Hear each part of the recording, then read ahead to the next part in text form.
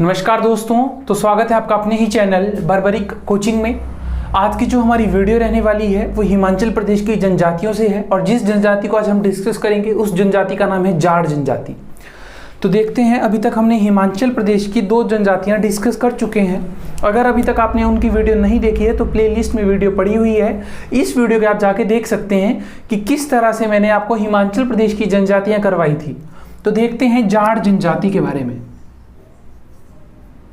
जाट जनजाति,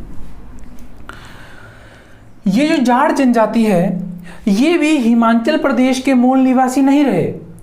ये जो आए ये आपके तिब्बत वाले क्षेत्र से आए, और जब ये तिब्बत वाले क्षेत्र से आए तो जिस जगह में ये बसे उस जगह का नाम रखा इन्होंने हांगरंग। पॉइंट नंबर 1 क्या बनता है?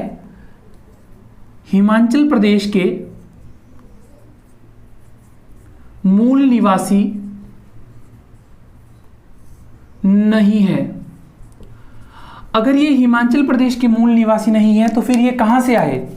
तो पॉइंट नंबर 2, तो ये कहां से आए दोस्तों? ये आपके तिब्बत से आए।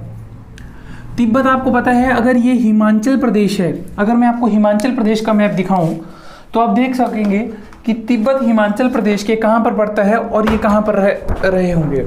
देखिए, ये आपका हिमाचल प्रदेश है और हिमाचल प्रदेश में तिब्बत आपका यहाँ पर है, ठीक है।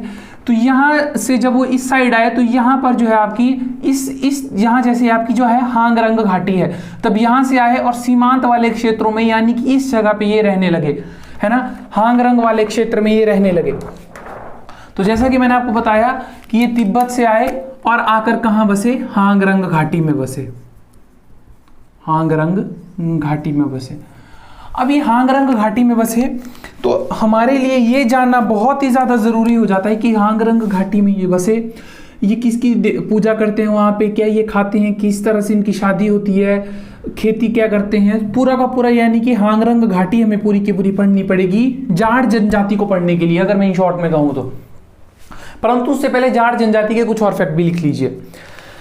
इन जाट जनजाति को कुछ और नाम से भी जाना जाता है, जैसे खंपा जाड़, जाड़ कहा जाता है, खंपा जाड़ भी कहा जाता है। और देखिए, ये जो जाट जनजाति थी ये याक प्लस गौ का सेवन करते थे। कहा सेवन करते थे पे ज्यादा ध्यान देना है, परंतु अब नहीं करते, क्योंकि बोलते हैं ना, जिस तरह से आपकी दोस्ती होगी आप उसी अकॉर्डिंग ढल जाते हो। जब ये हांगरंग घाटी में आए यानी हिमाचल प्रदेश में आए तो उन्होंने देखा कि जो गाय तो हमारी माता है तो ये पूजनीय है, या याक भी जो है पूजनीय है, तो इस तरह से इनका सेवन नहीं होता, तो फिर इन्होंने भी त्याग दिया। तो बात करते हैं अब आपकी हांगरंग घाटी के बारे में, जो हमें पूरा का पूरा ब्रीफली यानी कि बहुत ही अच्छे से समझना पड़ेगा। तो देखते हैं। अब आपने या इन शॉर्ट में अगर आपको कहूं तो आप ऐसा भी कह सकती हैं कि ये हांगरंग के निवासी हैं, ऐसा भी कह सकते हैं। तो अब लिखिए हांगरंग। क्या है हांगरंग, किसके द्वारा तोहफे में दी गई, पूरा का पूरा इतिहास जानेंगे हांगरंग घाटी के बारे में। देखिए, सबसे पहली बात तो मैं आपको ये बता दूं कि ये हांगरंग घाटी जो है ये हिमाचल प्रदेश की घाटी नहीं थी पहले। सबसे पहला पॉइंट ये किसी व्यक्ति को तोहफे में दी थी। तो आपको बताता हूं क्या हुआ था। तोहफा दिया गया था किसका? हांगरंग घाटी का। ये जो हांगरंग घाटी पहले बस्ती थी ये बस्ती थी तिब्बत में। जो हांगरंग घाटी ये कहां की घाटी थी? तिब्बत। एक युद्ध हुआ था, है ना। उस युद्ध में जो आपके राजा केहरी सिंह थे उन्होंने तिब्बतियों का साथ दिया था। लद्दाखी तिब्बती मुगल युद्ध, उसमें जो था राजा केहरी सिंह ने तिब्बतियों का साथ दिया था। तो युद्ध क्या है? लिख रहा हूं बड़ा बड़ा, तिब्बती लद्दाखी मुगल युद्ध। ये था आपका युद्ध, तिब्बती लद्दाखी मुगल युद्ध। ये जो युद्ध हुआ था ये आपका 1679 से लेके 1684 के बीच में हुआ। 1679 से कब तक? 1684 के बीच में हुआ। अब इस युद्ध में क्या हुआ, एक राजा थे बुशहर के, उन राजा का नाम था राजा केहरी सिंह। राजा केहरी सिंह। ये जो राजा केहरी सिंह थे, इन्होंने क्या किया कि इन्होंने इस युद्ध में तिब्बतियों का साथ दिया। इन्होंने किसका साथ दिया? प्लस तिब्बत का साथ दिया।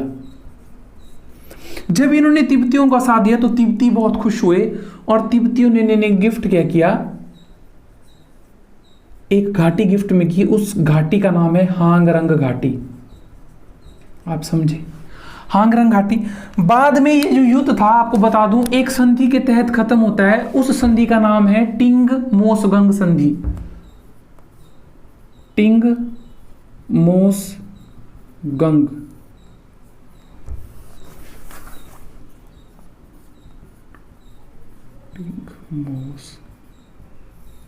गंग संधि हुई, जिसके बाद ये युद्ध समाप्त हुआ।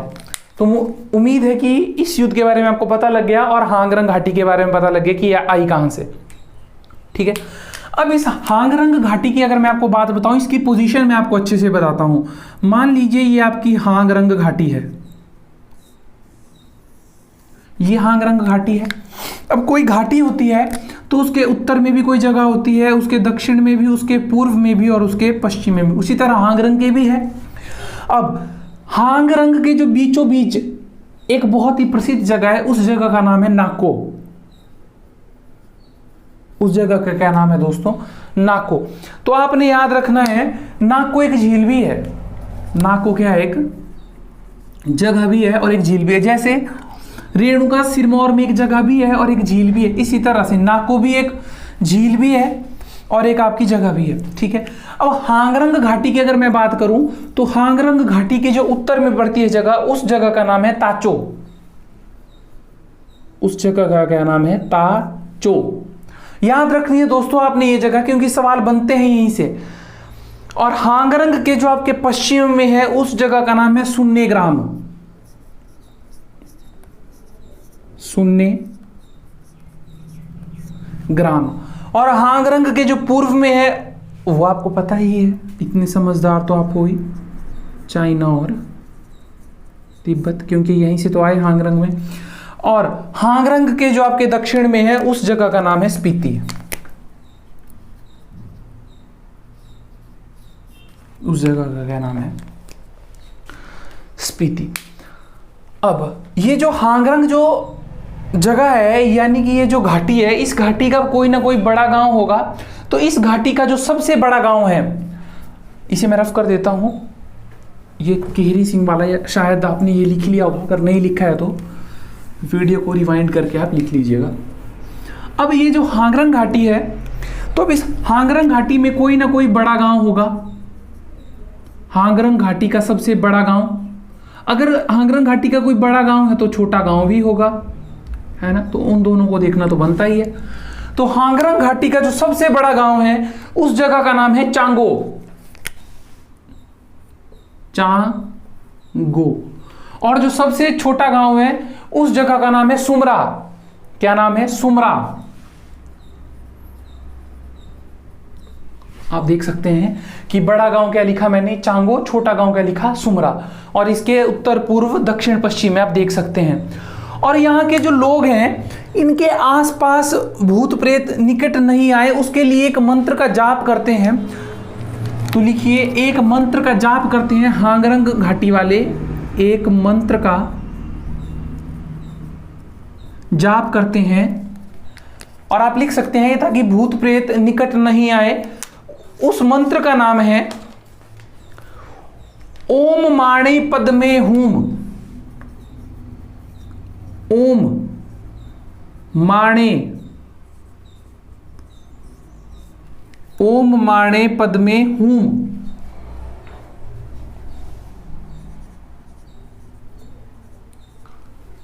ताकि इनके आसपास भूत प्रेत नहीं आए, भूत प्रेत नहीं आए। इसलिए क्या करते हैं, ये एक मंत्र का जाप करते हैं। हम तो जाट जनजाति पढ़ रहे थे, तो इस जनजाति में एक संस्कार होता है, उस संस्कार का नाम है जाड़ संस्कार। तो हांगरंग के बारे में आपको फिर से कंटिन्यू करता हूं। अब एक संस्कार है, उस संस्कार का नाम है जाड़ संस्कार। क्या है भाई दोस्तों ये जाड़ संस्कार? सोचिए जरा।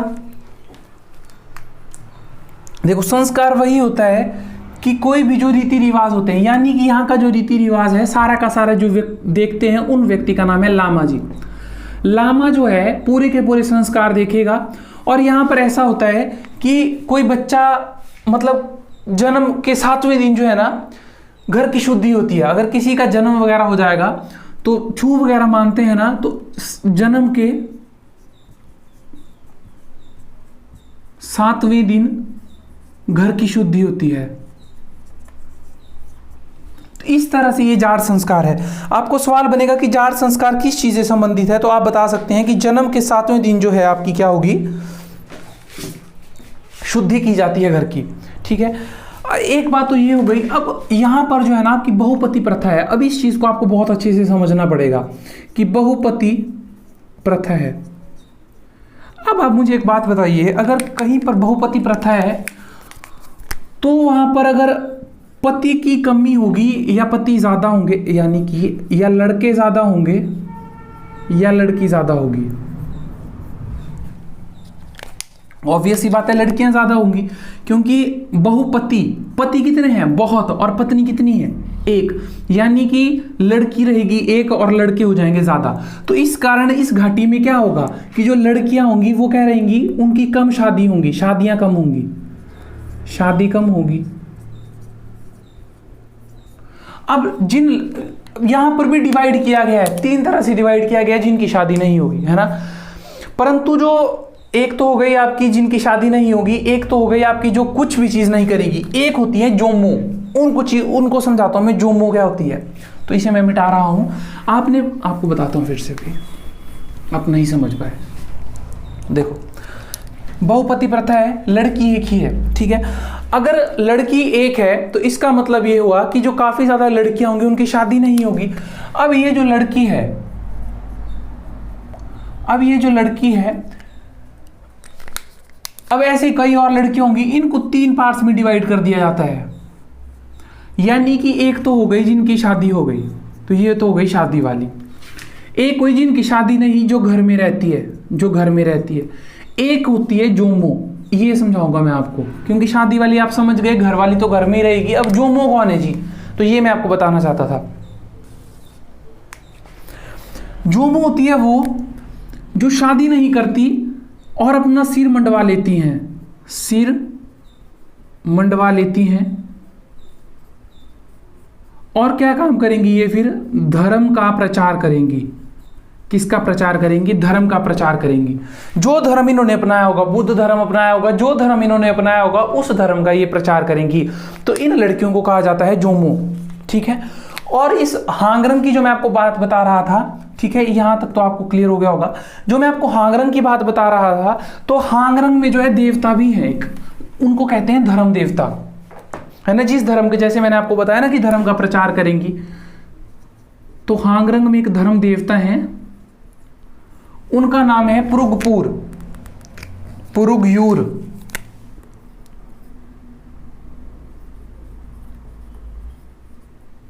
उनका नाम है पुरुगयूर।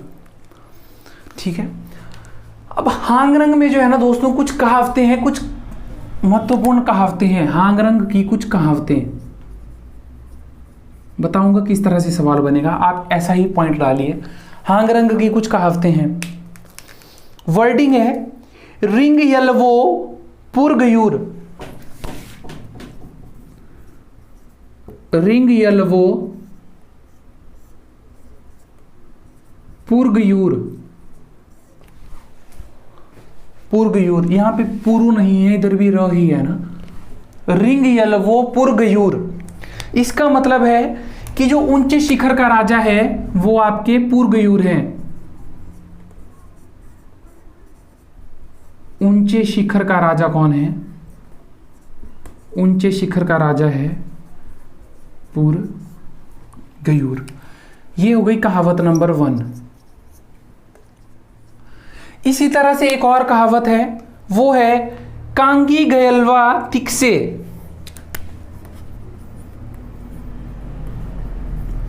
कांगी गयलवा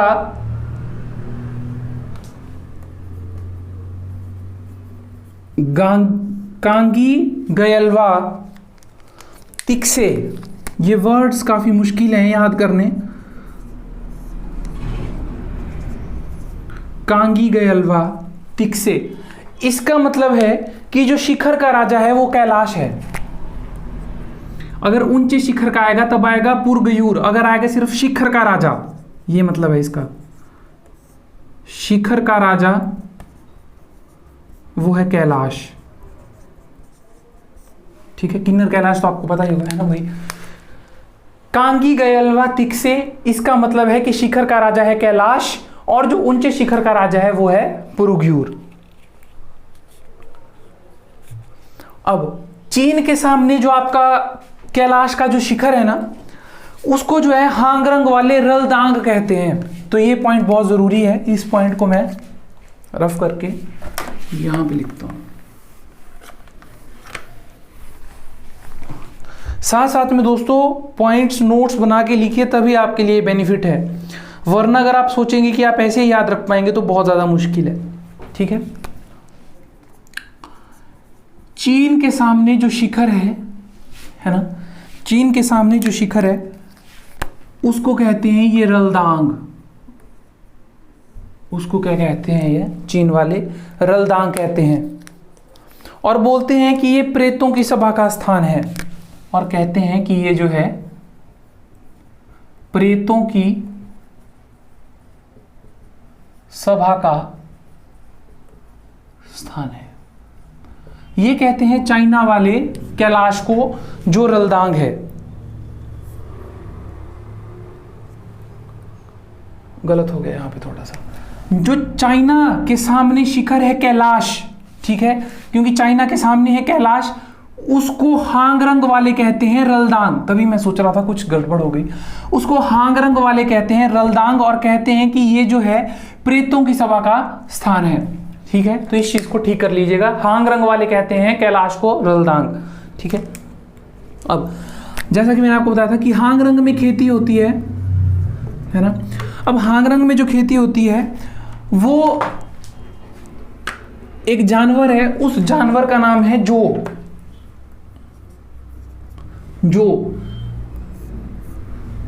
कहेंगे, लेकिन इसमें एक मेल भी होता है एक फीमेल भी होता है। जो मेल होता है उसको कहते हैं जोफो, सॉरी जो नर होता है उसको कहते हैं जोफो यानी मेल को, और जो मादा होती है उसको कहते हैं जोमो, मादा को कहते हैं जोमो। अच्छा, अब देखो आपको यहाँ पे कंफ्यूजन हो जाएगा कि जो शादी वाली जो हमने धर्म की कहा था उसे भी जोमो ही कहते हैं। इसी तरह से कुछ दोस्तों जो लेखक होते हैं, अब ऐसा तो नहीं है कि मैंने अपने आप बनाया है, मैंने भी पुस्तक से ही उठाया है। अब देखो हर चीज़ में एक्सेप्शन होती है दोस्तों, ये हमें मान के चलना पड़ता है, क्योंकि अब क्या करें, जो लिखा होता है, जो वहाँ का इतिहास है वही हमें पढ़ाना है, वही आपको पढ़ना है ना। तो वो डिपेंड करता है कि क्वेश्चन किस तरह से बनेगा। तो जोफो जो है नर है और जोमो जो है मादा है। अब ये जो है ये है क्या, ये जो मिश्रण होता है ये तिब्बत की याक प्लस भारत की गाय। तिब्बत की याक और भारत की गाय से जो निकलता है उसे जो कहते हैं, या फिर जोफो या नर होता है ना, यानी कि इसी तरह से आप समझ गए होंगे जो मैं बताना चाह रहा हूं। अब इसी में जो होता है आपका जो जोफो होता है ना, ये बहुत ही शक्तिशाली होता है, और इसे कहते हैं, बोला जाता है कि ये शिव जी का बैल भी है, क्योंकि कैलाश पर्वत में जब शिव जी चढ़ा करते थे तो इसी के साथ चढ़ा करते थे, इसी के ऊपर बैठकर, तो इन्हें शिव जी का बैल भी कहा जाता है, शिव जी का बैल भी कहा जाता है जोफो को, ठीक है। ये जो जोफो होता है ये गर्म इलाकों में नहीं रहता, 11,000 फुट से नीचे वाले प्रदेश में नहीं रहता है। ये 11,000 फुट से नीचे वाले, यानी कि 11,000 फुट से ऊंचाई चाहिए अगर जोफो ने सरवाइव करना है तो, ठीक है। अब 2-3 तरह से और भी हैं, जो तो मैंने आपको बता दिया, तिब्बत की याक और भारत की गाय, एक है गर्जफ, एक है गर्जफ। तो ये जो गर्जफ है ये डीमो और बैल का मिश्रण है। ये किसका मिश्रण है? डीमो और बैल का। बैल तो बैल ही है। ये जो डीमो है, जो याक की जो मादा होती है, याक हो गया मेल, जो याक की मादा होती है उसको कहते हैं डीमो। डीमो और बैल से जो निकलेगा वो निकलेगा गर्जफ, और जो याक और गाय से निकलेगा वो निकलेगा जो। ठीक है, तो ये हो गई आपकी हांगरंग घाटी। इसके बाद आपकी 3-4 जनजातियां और बचती हैं। पंगवाल बचती है, खंपा बचती है, और देखूंगा मैं कि कौन सी जनजाति बचती है। अभी तो फिलहाल मुझे इतनी ही याद है, उसके बाद देखूंगा एक आधी और भी होगी। तो इसी तरह इस चैनल से जुड़े रहें, और अगर ये वीडियो आपको अच्छी लगे तो वीडियो को लाइक ज़रूर करना, और अगर गंदी लगे तो अनलाइक करना, और इसी तरह इस चैनल से जुड़े रहें। वीडियो को शेयर ज़रूर करें और चैनल को सब्सक्राइब ज़रूर करें, और हमारे साथ जुड़ने के लिए थैंक यू।